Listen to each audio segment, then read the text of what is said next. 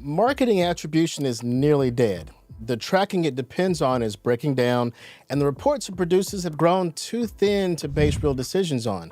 If you run marketing, you've probably looked at an attribution report, maybe made a budgeting call from it, and felt the numbers were not telling you the whole story. After all, browsers block third-party cookies and limit tracking by default. And then privacy laws give people the right to opt out, and many of them do. AI search tools answer questions without ever sending a visitor to your website, so search that used to leave footprints in your analytics now appears out of view. We have to realize that a large share of real buying activity is dark to marketers, and the metrics built on digital tracking lose accuracy with every browser update and every privacy rule.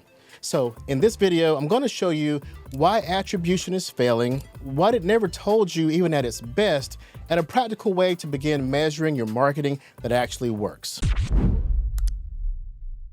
Hi, I'm A. Lee Judge, and what I'm going to share with you in this video is backed with over 15 years of working with global brands and businesses to improve their marketing. Most of that time I spent was in marketing and sales operations, building dashboards and reports and tracking data.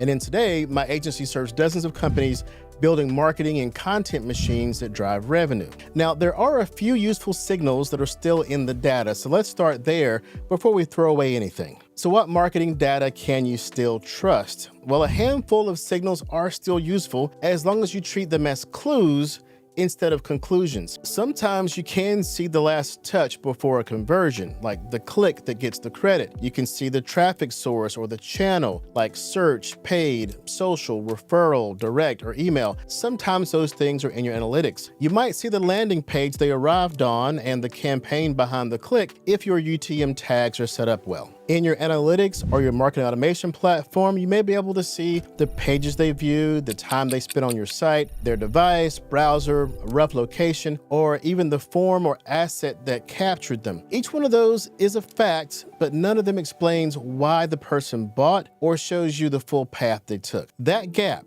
the why and the path, is where attribution data, even if you have it, falls apart. So let's look at these two questions it can never answer. What are the two questions that attribution can never answer? Well, even at its best, it could not tell you why someone started looking for a solution or product like yours, or how they actually found you. The first question is why they began looking at all. The honest answer usually sounds like, because I had a problem that I could no longer ignore, or I needed a solution. Something changed for them. A tool broke, a budget opened up, or a competitor pulled ahead or changed their pricing. That trigger is the real beginning of the story, and your dashboard never saw it. Now, the second question is how they actually found their way to you. The answer might be, I asked an AI tool, then I asked a friend, then I Googled it, and then I landed on your site and clicked.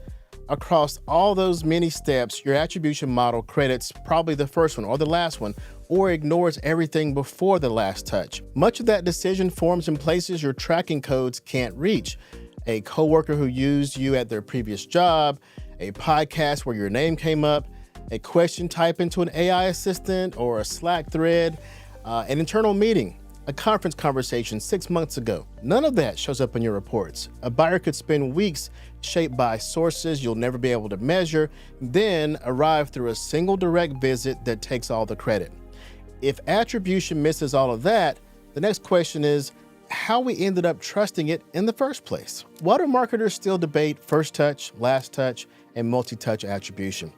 Well, it's because we kept inventing new ways to explain touches we could not actually track. That's the truth. We complicated the model because we didn't want to admit we could not track it in the first place. So we went from first touch to let's call it last touch. Let's call it multi-touch. Some companies still try, and in a few cases, it's still reasonable. When a sales cycle is very short, like retail or direct advertising, attribution can still make sense. The bigger picture is that this kind of tracking is going away. Radio, television, outdoor advertising, they've always known that they cannot tie a single view to a final purchase. We have to accept what they have known all along and give up this gift that digital tracking handed to us because that gift is expired. I know this firsthand because I myself have been a part of some company's path that vendor could not track, and so have you. How do untrackable touches drive real purchases? I've watched it happen from both sides, as the marketer running the reports, and as the buyer, those reports were trying to capture. I've run marketing operations inside several global businesses, and I've watched the data behind attribution shrink for 15 years to the point where there was often not enough left to make a decent decision. As a buyer, I've influenced millions of dollars in software purchases for Salesforce and Pardot and HubSpot and Marketo. Some of that influence was a brand I kept seeing, a recommendation from a friend, or a platform I'd used at a previous company and wanted to use again. But none of those touches were trackable when it came time to sign a contract. The company got the deal and never knew what actually influenced it. This isn't just anecdotal, and if it was, you'd find so many anecdotes that you would understand that it's true. For example, Robert Rose, a friend of mine, shared a story on the Business of Marketing podcast about a person he knows who had also influenced millions of dollars in software purchases. Every one of those marketing touches were dark. If those companies went looking for attribution points, they would have found nothing. Think about your own buying for a second, because you've almost certainly done the same thing. Drop a yes in the comments or tell me the story about how you've chosen a vendor or a product for a reason that they could never have tracked. I'll read the comments, so tell me what actually moved you and how they could not have known that you were moved to buy their product. That untracked influence is the thing we keep ignoring, and ignoring it leads to a habit we need to talk about honestly. So why do marketers report numbers that they don't even believe themselves? Well, it's because leadership still asks for them. Leadership has not caught on that performance marketing built on attribution doesn't work the way it used to. Leadership still accepts the numbers, so marketers keep producing them. And some marketers believe the numbers mean something. Others know they mean almost nothing, and they report them up the ladder anyway because that is what management asks for. In the end, we're lying to ourselves. I write about this in the honesty section of my book, Cash. We have to be honest about the numbers we report. If we keep telling ourselves that digital touches give us enough data to make real decisions, we're not being honest. If you want to get your team honest about the numbers they report, this is the whole idea behind my book, Cash. You can take the assessment at takethecashtest.com to find out just how honest your team was actually being. I'll put the link in the description. Once you accept that the dashboard is not telling you the truth, the obvious question is what to do next. My answer to this is what I call decision point marketing. So what is decision point marketing? It's simple. You stop leaning on the dashboard and start asking customers about the decision points that led them to you. Previously, the data recorded some clicks here and there if we could get them, but the customer remembers more about their whole path, and they'll tell you if you ask. And these questions that you ask, you want to ask them of two groups, both your customers and your sales team. Your customers know exactly how they found you because they lived it. And then your sales reps talk to these customers every day, which makes them the best research team you already have. Plenty of companies leave that access untapped. So get your sales team to work a few plain questions into the natural flow of their discovery calls. Ask how the customer first heard about you. Ask what made them start looking for a solution. Ask them what they did right before reaching out. You can go even further. Ask who else they talked to during their search, whether they looked at other companies and how they found them, and whether there was a specific moment they decided to act. The answer that made them start looking for you gives you the why. The answer to what they did right before reaching out to you gives you the how. No analytics platform can hand either of those to you. Getting those answers is one thing, and now making them useful is another. So let's talk about how do you turn customer answers into a report.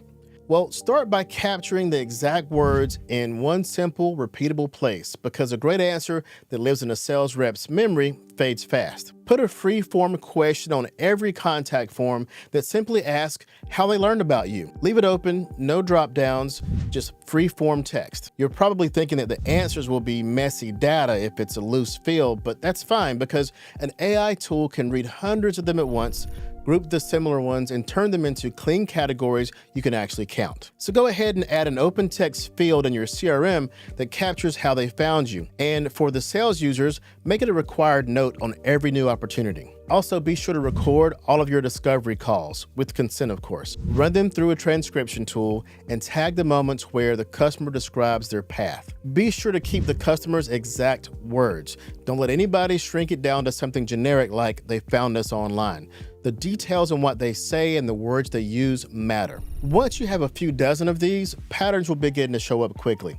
Count how often each source shows up across the whole path instead of looking only at the final click. Look for combinations. For example, you may find that AI search plus a peer recommendation is your winning pattern, even while attribution keeps crediting direct traffic. Compare what customers say against what your old dashboard says.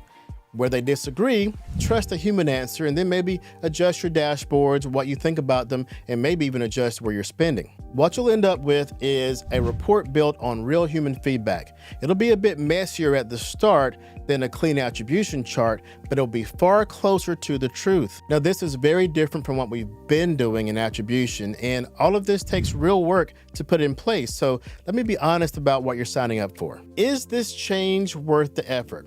Sure, it is, but I won't pretend that it's easy. Asking your sales team to add a few questions sounds simple, but it is a change management project. You have to change the way the sales conversation goes, update your forms, and build new ways of reporting that didn't exist before. These changes are critical. We have to learn to do them if we want to report on how customers find us with any kind of honesty. Attribution might tell you where the last click came from, but that click is harder to see every year, and it was never the whole picture, and it's even a shrinking piece of that. The why and the how live inside your customers' heads and inside your sales team's call notes. So ask for the real story on purpose. Write it down in the customer's own words and review it often. The work is real, but it's necessary, and it trades a fading attribution method for a new, truer one. And if you want to learn more about how to turn those customer answers into content that actually drives revenue, watch the next video. I'll see you there.